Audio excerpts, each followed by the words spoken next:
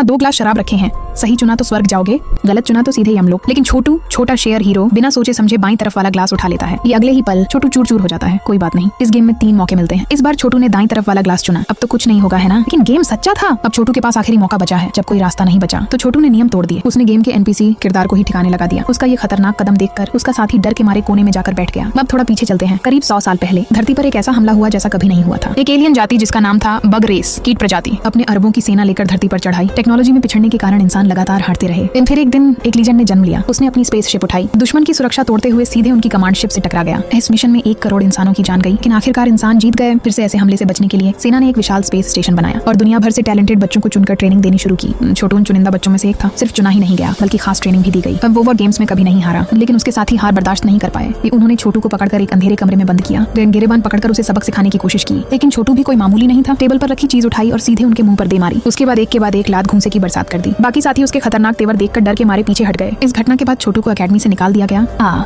उसका ट्रैकर जो हर स्टूडेंट को पहनना होता है भी उतार लिया गया। घर पहुंचते ही पूरा परिवार उसके निकालने पर गुस्से में था। तभी दरवाजे की घंटी बजी। बाहर से ट्रेनिंग स्कूल के अफसर आए थे। उन्होंने पूछा, तुमने उसे गिरा दिया था? फिर उसकी कमर पर किक क्यों मारी? छोटू का जवाब सबके होश उड़ा देता है। उसे गिराना तो पहली लड़ाई थी, बाकियों में भी जीतना चाहता था।